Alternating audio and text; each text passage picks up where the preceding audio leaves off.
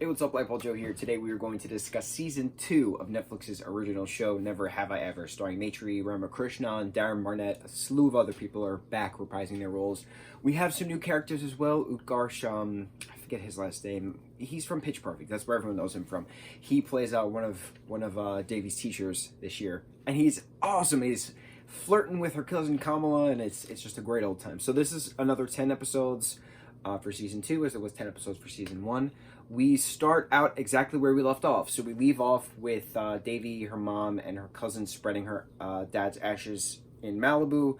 But Ben had driven her to Malibu, and then she is back in Ben's car, kissing Ben just at the end of Season 1. So that's where Season 2 starts, and then her mom, drags her out of the car. It's hysterical. So now it's a matter of they get home, and who happens to be parked outside her house, other than Darren Barnett's character of Paxton and Yoshida Hall. So Paxton then kisses Davy. So within an hour, she's making out with Ben and she's making out with Paxton. So now Davy's conflicted. Who should she be with? So she winds up dating both of them at the same time. And she comes up with these elaborate plans with Eleanor and Fabiola to evade each other's social circles or lack thereof. And it works for a long time. But then Davy throws a rager to impress this new Indian girl at the school. Oh no, wait, she comes to the episode after. And then Paxton and Ben find out that Davy is actually seeing the both of them, and he storms off, and she follows him, and he winds up getting hit by a car and breaking his arm, ruining his chances of a swimming scholarship.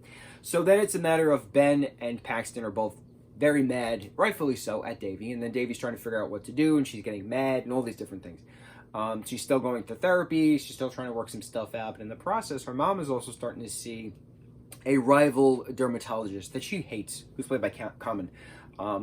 So that's a very entertaining scene of Kamala and Davy stalking her mother to prove that she's actually dating this guy, and then fights happen, and truths are told, reconciliations are told, but Kamala gets a lot of screen time in this season as well. Like, we get a lot of her during a residency, and all these guys are taking advantage of her being the only female worker and stealing her work and not giving her credit for a publicized paper. So she pulls a Davy and goes ham on their asses, as everyone explains. Makes them give her the credit and blackmails basically. It's a good old time. But we also get a lot of screen time for Paxton during this season. We have a whole thing with Paxton's uncle, and finding out that his uncle was 5 years old in an internment camp in California, and his grandfather never liked talking about it, and that his uncle gave him a bunch of books, and in the books was a journal of his grandfather, but his grandfather didn't want to talk about it because it was a terrible experience. So Paxton volunteers for some extra credit in history and brings his uncle there to talk about what happened at the internment camps in 1944. So it was really interesting having Paxton step up to up his grades because he can't get to school with a sports scholarship anymore. Davy is forced to tutor him because of the guidance counselor. There's a whole relay race episode.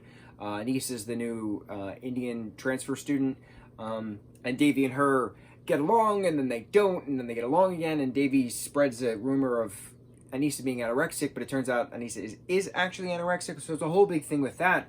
And at one point, the middle of the show, it feels like an episode of 13 Reasons Why, like that heavy kind of teenage reality, and you're like, oh shit. And then there's comedy of course thrown into this, but that's what's beautiful about this show. There's so much realism within this, equalizing the drama to comedy ratio.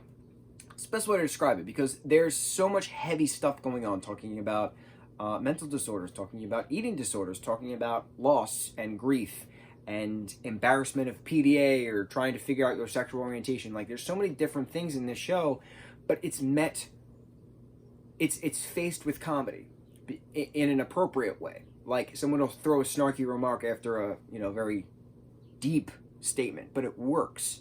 That's what's cool about it. It's cool to see that it works. I love this show. I am obsessed with this show. This is one of the few shows that actually makes me laugh out loud. And the fact that Paxton and Davy wind up kissing at the snowball at the end after Fabiola and Eve were crowned queen and queen cricket.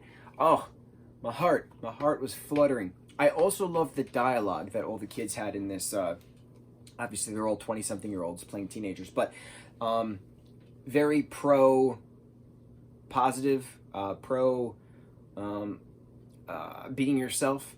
One of the popular girls like made an announcement saying like, if you dance when the two queens are dancing, you're therefore a bigot, and you don't deserve to be here, something like that. And I was like, wow, this is really cool. Like the kids are all right. The kids are all right. It's high time that the kids are all right.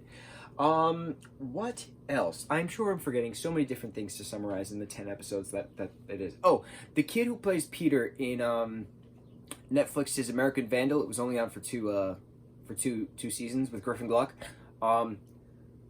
He played this character Malcolm in this, and Eleanor kind of had a fling with him after she had a fling with Oliver for a little bit.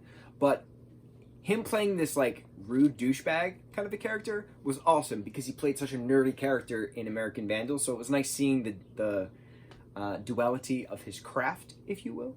But yeah, he was pretty cool. I enjoyed his performance as well.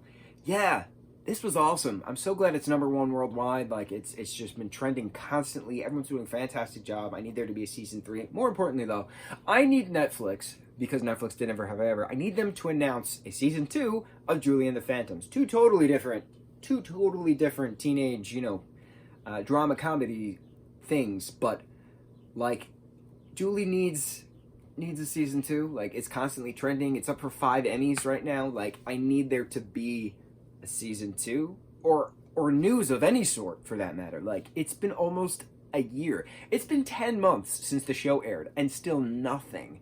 The Irregulars, which we talked about, and we absolutely love The Irregulars. What was it? 8 episodes long, came out like March or something like that. Was canceled a week after it came out.